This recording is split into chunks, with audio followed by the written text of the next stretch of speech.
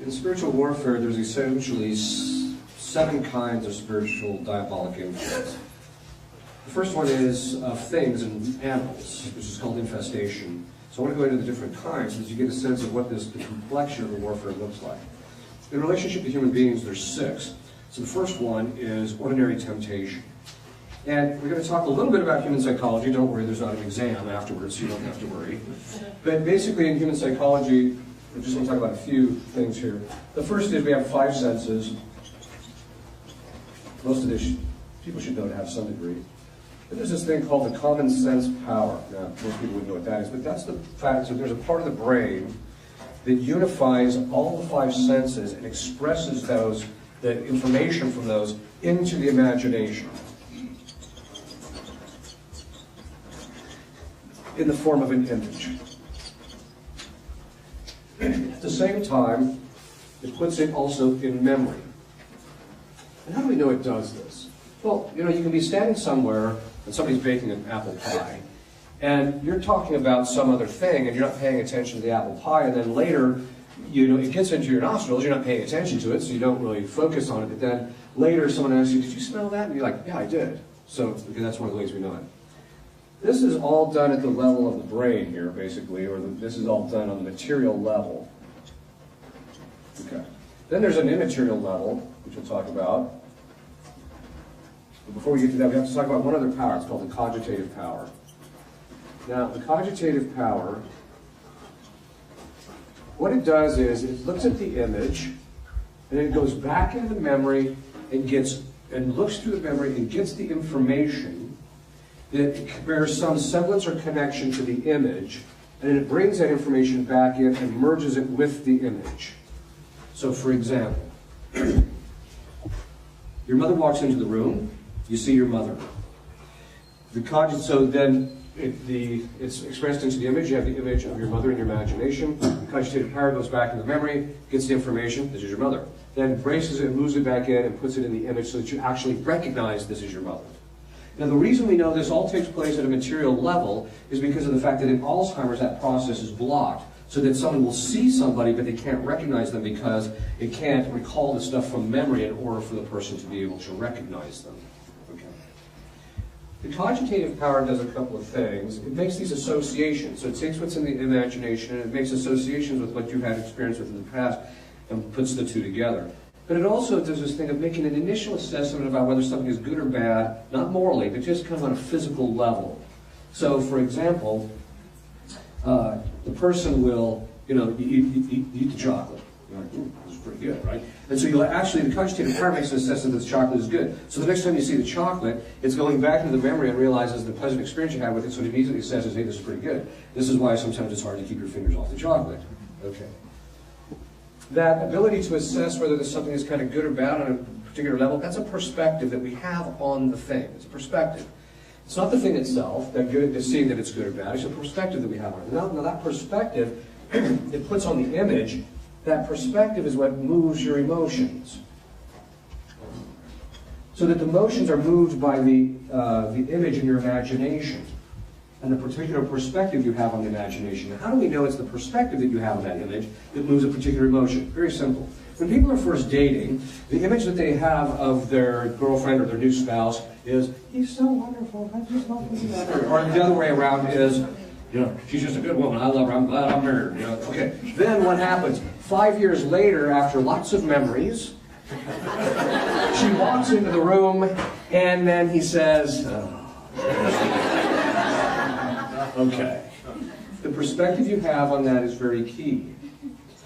But this is just all at the level, but then there's a part of the intellect, we're not going to go into all of it. There's a part of the intellect called the possible intellect. Now, the possible intellect is a very key thing because it's completely immaterial. It functions completely,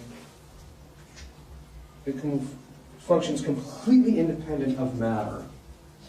And how we know this is, no physical thing is capable of being the object that is known and the knower at the same time. Self-awareness. Animals don't have self-awareness because they don't have this thing. This has the ability to self-reflect, to turn in upon itself. Physical things can't turn in upon themselves that way. The other thing is, too, is it's at this level that we actually grasp universal concepts. So what happens is once we have this image, and this all goes through this process, there's a part of the intellect that abstracts that and presses it into the possible intellect so that we actually understand the concept. Then the possible intellect goes back and makes a judgment about certain things in the image in relationship to the concept. So it'll say, all men are bipedal, right? So it'll say that it can make those kinds of judgments at that level. It can also make a judgment that a thing is good or bad on a moral level, and then that's when it's presented to the will, which is also immaterial. Okay. It presents this to the will, this is a good thing, the will then makes the choice, and then the will can also move the intellect, but it can also move the lower faculties. You change with the image in your imagination, you can move your memory to remember certain things, you can move your arms, etc. Okay. Why is this so important? When Adam and Eve fell, when they ate the fruit, excuse me, when they ate the fruit, they sinned through their bodies. And as a result of eating the fruit, which is a sin through the body, what they ended up doing because they committed that sin through their bodies became subjects to diabolic influence. And because of the inheritance of original sin, our bodies are also subject to diabolic influence now. In other words, Satan tempted them through their bodies, because what happened?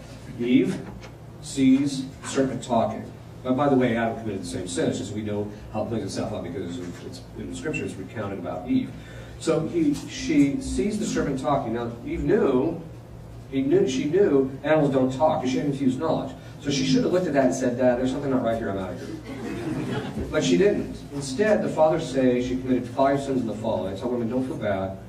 Adam committed 8. Okay.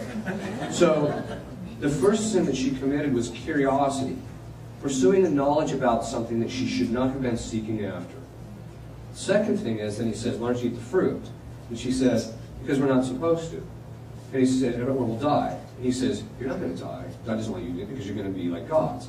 So then it says she looks at the fruit, and it was pleasing to the sight. Now it's a very important thing. Before the fall, our emotions were perfectly subordinated to reason. There's 2 kinds of emotion. There's what they call antecedent emotion. These are what occur before you really think about it or contrary to your reason. You don't want to feel this way, but you do. Then there's consequent emotion, and those are those that follow upon thinking about something. I really like this, and so then you start getting the emotion of actually wanting it. Okay. What happened is before the fall, and Christ and Our Lady only had consequent emotion. Their emotions never moved at any time contrary to or without the express permission or confirmation of reason. After the fall, because Eve looked at the fruit, she took delight, which is another way of phrasing, the delight is one of the emotions. She took delight in something that was contrary to reason.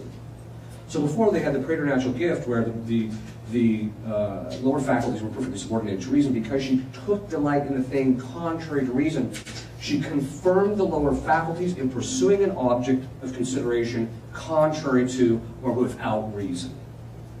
That's how we got stuck with this problem. In spiritual theology, any human tendency or inclination in which the senses participate, sometimes called concupiscence, it is produced by the awareness of good or evil in the imagination. It is said to be antecedent when the emotion precedes the action of the will and induces the will to consent. This takes place, for example, in the involuntary movements of anger, hatred, or sexual arousal. The emotion is called consequent when it follows the free decision of the will and is either freely consented to or deliberately aroused. Antecedent emotion always lessens imputability and at times may remove it entirely, depending on the degree to which it either hinders the powers of reason to think clearly or of the will to consent freely. Consequent emotion never lessens imputability but generally increases it, especially when a person deliberately fosters certain feelings, say of anger or sex, in order to perform an action more effectively or derive greater pleasure from sinful indulgence. Then, of course, she ate the fruit, and she committed disobedience. So when she committed the sin through her body, which means that through that process, because Satan was saying, hey, come over here to this order rather than God's order, when she ate the fruit, she stepped out from underneath that order and became under the order of Satan through her body. We are now stuck with that. That is the complexion of spiritual warfare. The spiritual warfare, even though demons do attack things externally to us, the primary battlefield is our own bodies. And so the demons have access to our imaginations, our memories. This is why I tell guys, never look at pornography. Because if you look at it, the demons can now make use of it. Because they can go back into your memory, drag it out, and use it and put it in your imagination. Demons can move our emotions. So let me give you an example of this. And they can move the cogitative power of imagination and memory. The wife decides she wants to give her husband breakfast in bed because she loves him. She wants to perform an act of charity, and it's his birthday. So she comes in, and it's 7 o'clock in the morning, and she says to him, "When are you getting out of bed?" Thinking to herself, that way I can time exactly when he's getting ready to get out of bed to give him the breakfast. So that's what she's thinking. What does he hear? The demon steps in and changes the perspective because he can move the cogitative power to put a very distinct perspective on the thing, affect her judgment as a result of that, because judgment has to look back down to the image to make a judgment, and he can affect how that man thinks by affecting the perspective on the image. So then when is he here? The demon steps in and he's here, "You are lazy. When are you getting out of bed?" And that's what he hears. I mean, he hears the words, "When are you getting out of bed?" But the demon puts the perspective on it. She thinks you're lazy. All right. So the point being in all this is that one of the first form of diabolic influence in relationship to human beings is what's called ordinary diabolic influence. It's a form of temptation. And temptation essentially comes through either introducing something into the imagination, or moving the cogitative power, putting a perspective on it, or moving our emotions. And they can actually make us feel certain emotions. So this is a very important point, because demons can actually reward people emotionally for sin. So that when a person commits a sin, the demon can move the emotions so that the person feels good about what they just did. Okay. Everybody is subject to this. The only person that was not subject to temptation was Our Lady. She's the only one. Everyone else has been subject to temptation. And it's by varying degrees. And it's all based upon what God sees as what's best for you spiritually. He never allows the demons to influence us unless it somehow could be moved to our spiritual advantage. This is a very key point. Demons are on an extraordinarily short leash. This is a very important point. People have this idea that they just get to go marauding around doing whatever they want. It's not the case. There is literally not one iota of the spiritual battle of which Christ is not in absolute control over.